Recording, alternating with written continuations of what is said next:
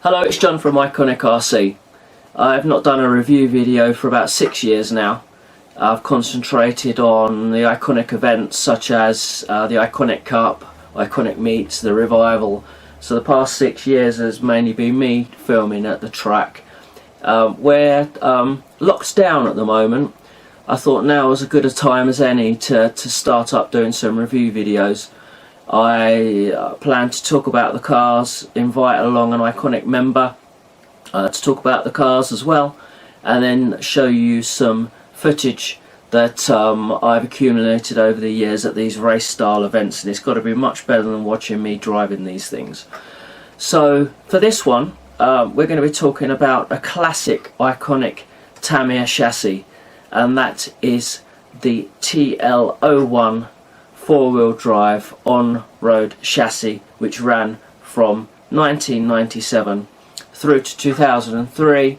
This was right at the peak of the touring car frenzy, so not many buggies released around those times. The racers were getting into their 1/10th scale touring car on-road racing. Now this particular TL-01 doesn't look much of a racer, does it? It's the Lexus GS400, released in 1991 on the TL-01 chassis. I've actually put drift wheels on this, yeah, it looks rather smart. If I were to enter the Iconic Cup, we do ask for scale body shells. This is the sort of thing that I would enter and race, just because that's me. I don't like to take things too seriously.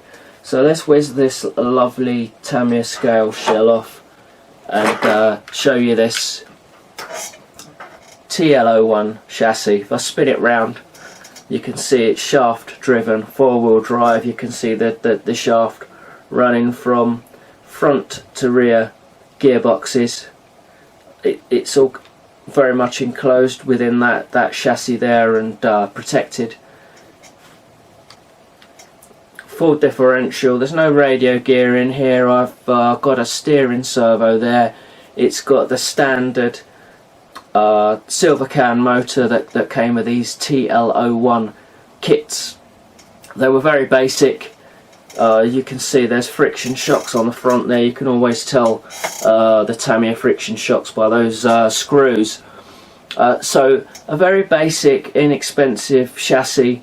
Tamiya brought out loads of TL-01 kits. There's a whole bunch of fantastic sports cars that with those awesome scale shells that came with this chassis.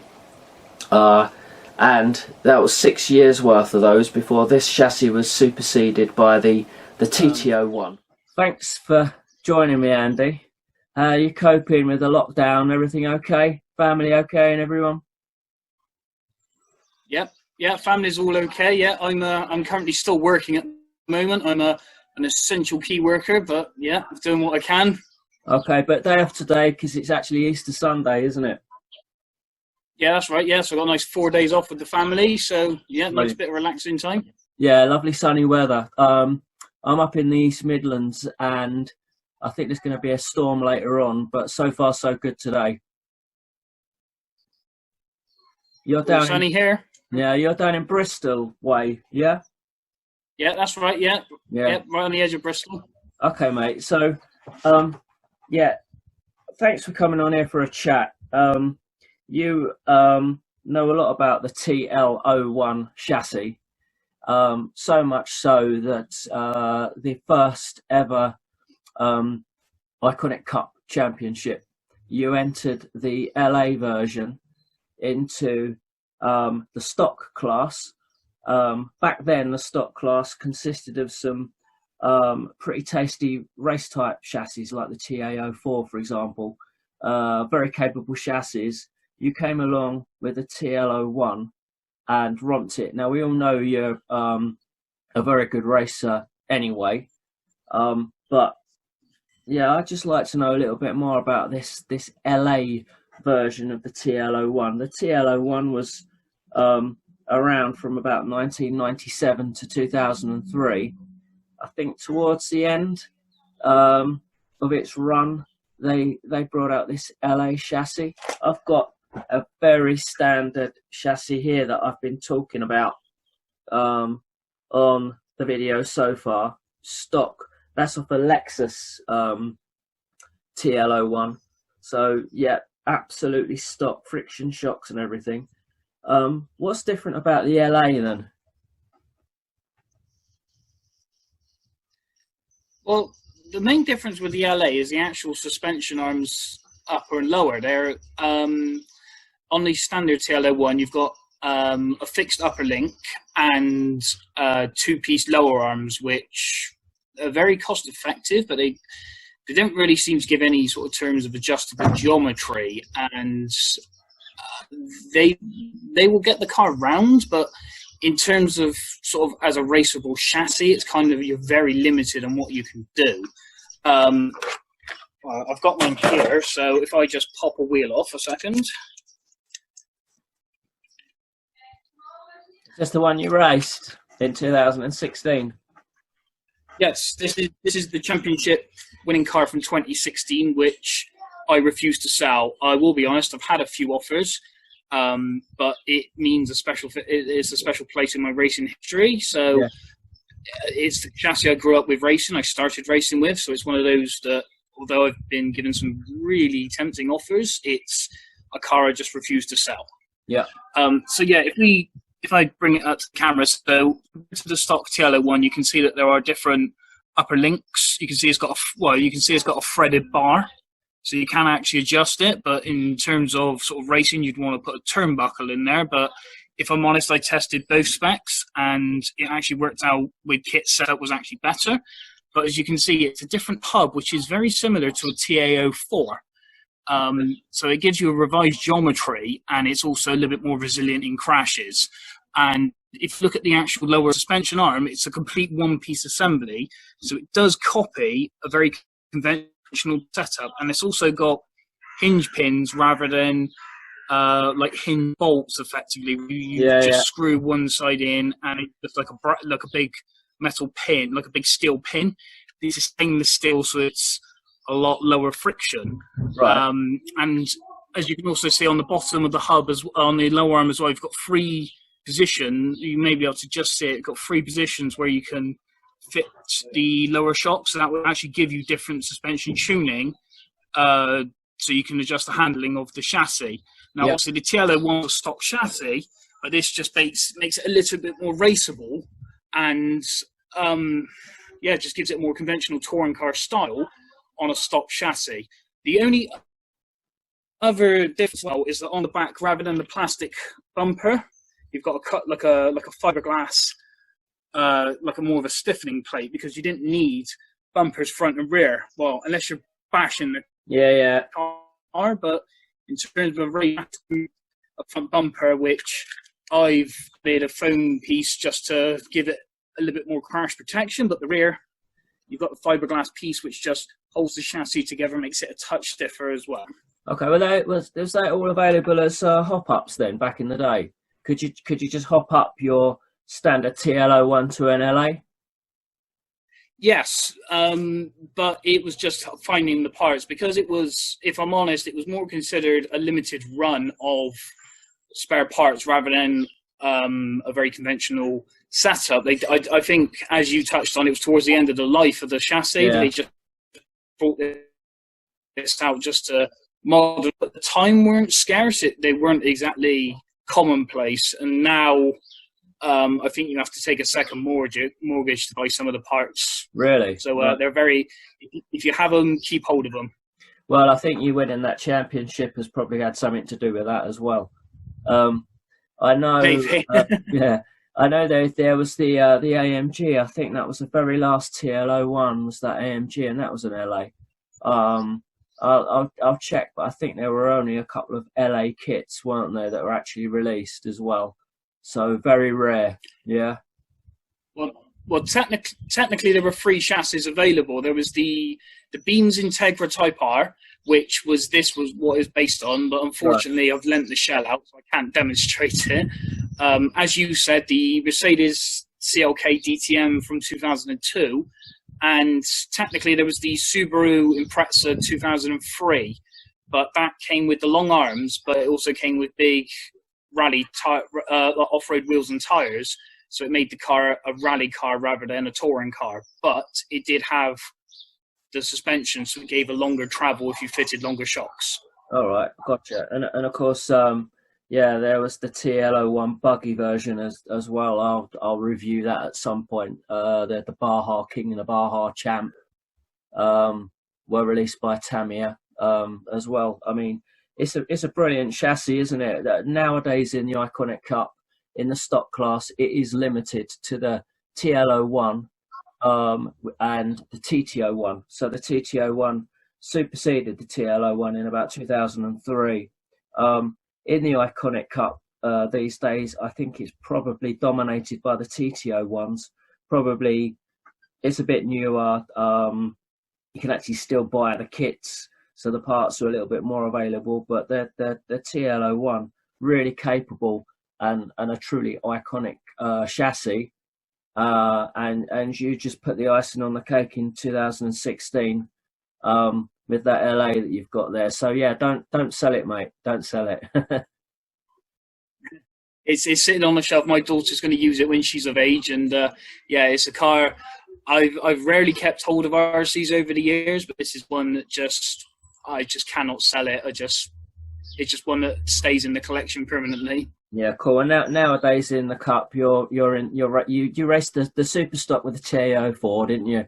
And nowadays GT, is that with a 415? I think TRF 415 in GT. Well, last year in 2019, my first year, I used the TB Evolution 3. Right. So shaft drive car. Kind of considered the underdog because it was considered unreliable at the time, but I spent quite a lot of time making the drivetrain reliable and usable, and again it gave me the championship win. But for this year I've decided to actually look to invest in a 415, so I've actually got it here. So this is the 415 MSXX Mark Reinhardt edition. So the very last kit that was available. And it's a brand new kit, so it was just recently finished. Yeah. But yeah, it does follow similar lines to it is sort of the predecessor to a lot of the modern touring car. So if you compare it considerably to a TL-01, you can see that there's just 1 or 2 adjustable areas. I'm not sure where they are, but you could just see that there is quite a lot of difference. But if you're running a GT, yes, but stock, I would still consider a TL-01 all day long. I think you can mix it with the big dogs, like you said, with the TL-01. I know you're very good driver. Yes. Andy, I might get you back on to talk about that TRF if at some point, if that's all right. No problem. Both between those chassis, the Tamiya, they started the 1/10 true scale touring car evolution with the TA-01 chassis. We don't see too much of those in the Cup. But yeah, this TL-01 is a classic. I'm going to let you get back to your family, Andy. I really appreciate you joining me for this video, and let's hope we bump into each other this year in 2020 and kick off that Iconic Cup. I think at the minute it's a big fingers crossed. If we have to wait, we have to wait. But it'd be good to see you again at the track. Well, you know me, I'll be there. I'll be there, the first one on the grid, and I'll be ready to go. All right, mate. Okay, enjoy your Easter Sunday. Thank you very much, John. You take it steady. Yes. Cheers, man. Thank you.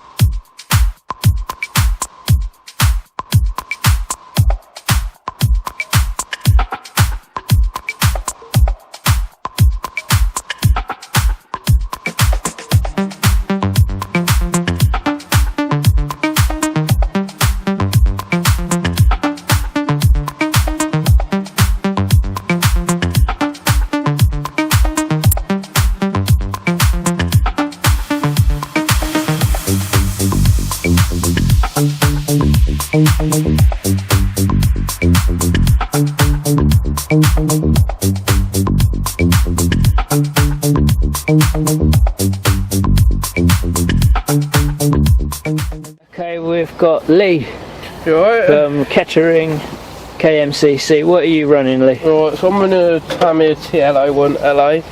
I thought I'd do it because the previous success of Andy Travis with his LA, so I thought I'd give it a bash. Yeah, he won the championship with an LA last year. I had this car since 2004, my first ever RC car, so it's something of a swan song. This is it.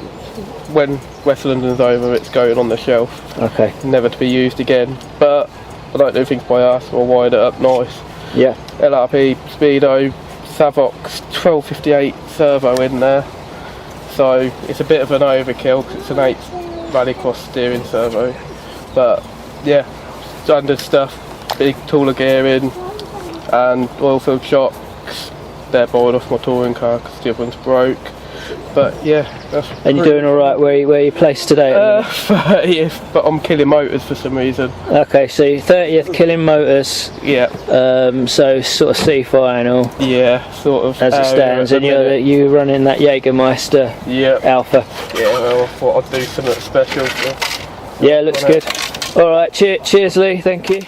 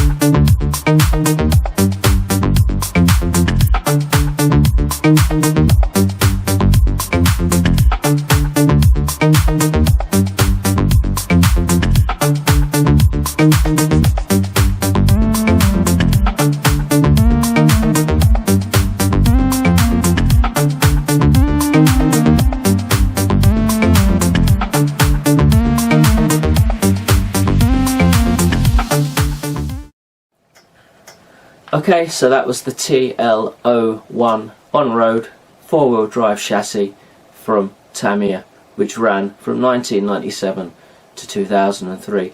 Still very capable. You can still get them second hand.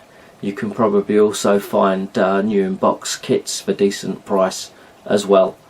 I will be back shortly with another IconicRC review video. Thanks for watching.